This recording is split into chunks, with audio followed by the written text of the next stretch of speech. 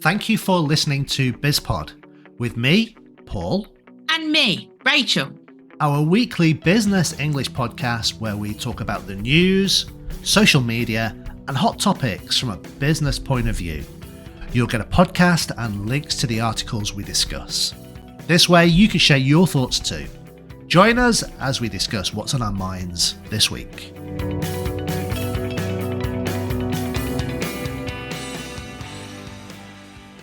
Hey Paul, how's your critical thinking these days? Pretty good, I think. Really? Yeah. Why do you laugh? Do you think I'm not good at thinking critically? I think you are good at thinking wittily. Okay.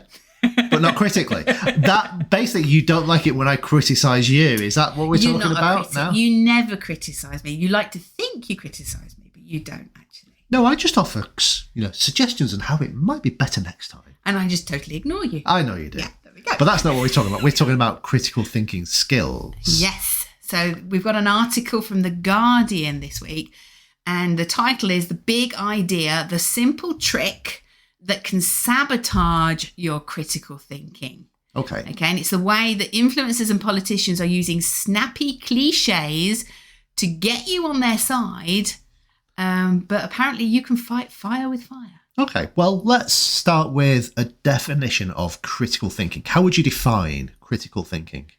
I'm going to let you answer that one, Paul, because you posed the question. I think critical thinking, I would describe it in many different ways, but I think a lot of people might hear the phrase thinking outside the box. Mm-hmm. And I think if you can think outside the box, that is a way of thinking critically about a situation. Critical thinking is not following the norm, it's questioning, perhaps. Yeah, it's independent thinking and questioning, isn't it? Yeah, in a sense, yeah. Mm-hmm. Yeah. I think critical thinking is a huge area, but really it's demonstrating that you have your own thoughts and opinions rather than just accepting what you hear as being true. Yeah. And I think supporting what you think goes along very closely with that. It is a skill that you can develop and learn, isn't it? Critical thinking, yeah. But it's also a skill that this article is talking about is being sort of weaponized in a sense. Yeah. People want to stop you thinking critically. People want to, especially influencers and politicians it talks about, they don't want you to think critically. They want you to listen to what they say and accept it as being true. Yeah. And say, basically, stop you thinking full stop. Stop the discussion. Stop the debate. You stay with me and what I've said. I've got the last word. I am right. And you're going to agree with me. Exactly, yeah. So how do they do that, Paul? Well, I think you're an expert at it, to be honest. You're being very evil today, aren't you? No, I'm not evil. I know, that's because I do say it is what it is. Yeah, I'm just being witty. Yeah, but it is what it is. Well, a particular phrase that is quite common, I think, among politicians and business is don't overthink it. Don't overthink it. What they're trying to say is, well, stop thinking and just do what I tell you to do. Don't reinvent the wheel. Don't reinvent the wheel. But it's not rocket science. Yeah, but sometimes you do need to perhaps reinvent the wheel. Yeah. Sometimes you do need to sit back and just think about something. Yeah. And I don't know, maybe it is rocket science. Necessity is the mother of invention. Ooh, that's another one. Yeah. Yeah, but I mean, it is what it is. I say that, don't I? When there's nothing to be done, there's nothing we can say or do that will change the situation. I just go, it is what it is. Yeah, but you copied that from the movies, didn't you? It's Robert De Niro's sort of cliche phrase from every movie he's ever done. It is what it is. That's my bad Robert De Niro impression. Okay. Yeah. All right. But yeah, it is what it is. That's like it's what they call thought terminating cliches. Mm-hmm. So it's a cliche. It is what it is. Sarà. Yeah, and it's designed to stop you from thinking or taking the action, just accepting it is what it is. Quo. The status quo. Yeah. Okay. Boys will be boys. Everything happens for a reason. Yeah. Exactly. Yeah. Okay. these phrases are pervasive in social media. Yeah. You see these things that are called quotegrams all the time, especially on LinkedIn. Yeah. Yeah. They're creeping in everywhere, aren't they? They are, yeah. Yeah. But I mean, in terms of business, since we mentioned LinkedIn, you could use them as a tool to get people to agree with you and to stop questioning what you say. Yeah.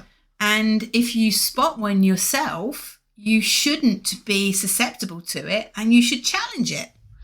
Yeah, but I think most of us, I mean, our brains are wired to not challenge these things. Yeah. Because this article talks about illusory truth. And we, I think as humans, as people, we have learnt to accept that if we hear the same thing again and again and again, then it's true. Because prior to sort of the social media world, if the scientists over there said something, and then the scientists over there said the same thing, and then those scientists said the same thing, we kind of learnt to think, well, all of these different people are saying the same thing, so it's probably true. Is this why at night I hear you saying, Paul is fantastic, Paul is fantastic, or what was it? I am a tiger, I am a tiger. I do not do that. I mean, I know I'm fantastic and all that. And I like to tell you how fantastic I am sometimes.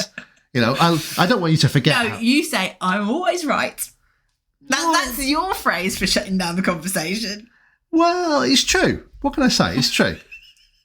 And it's not illusory truth. It's just the truth. Oh, okay. But illusory truth. So, yeah. So when we hear the same thing again and again and again, our brains are designed to accept that it's true. But we're hearing the same things again and again and again from people who are not qualified to tell us. Yeah. Particularly politicians. Yeah. Yeah. You know. So this repetition of hearing the same things. Yeah. I like the bit in the article that spoke about rhyme as reason effect, where for example, they had some participants looking at phrases, and there's woes unite foes. So obviously woes rhymes with foes, was being more truthful than woes unite enemies. But foes and enemies are synonyms. So it's basically saying the same thing. But they found one phrase to be more truthful because it sounded nicer because it rhymed. Yeah. I mean, there's no qualifying evidence or supporting argument there at all, is there? There's no logic to it in terms of that, but there is a logic in terms of language. Woes unite foes. It sounds better. Yeah. They said humour is something that makes information more memorable. And we know this from teaching students. If you find something that's funny, you will remember it. Yeah. Yeah, but you're more likely also to share things. It makes things shareable. Yeah. A tidbit is just more likely to spread if it's funny.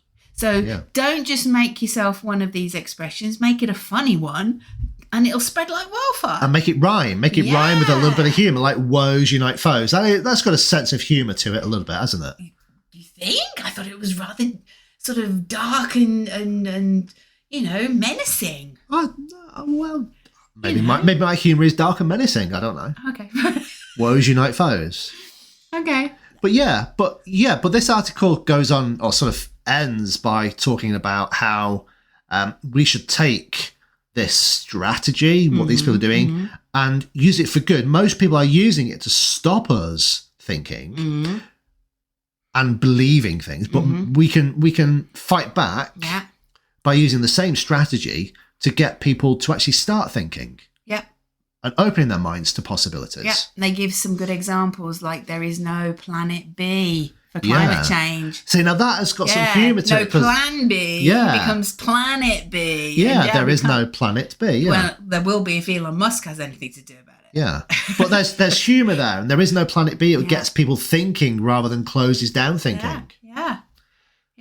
Okay, so the challenge is anybody who can create some of these positive but catchy phrases, let us know about them. Yeah. Watch out for our latest, our newest LinkedIn posts. Maybe we'll think of some ourselves. God, that's going to be challenging. That's a challenge for us. Yeah, definitely. Okay. All right. That's a good article. I like that one. Yeah, it was cool. Okay. I'll see you next week. Bye. Thanks for listening. We hope you liked our podcast, and please don't forget to subscribe and stay connected with us. Until next time, goodbye.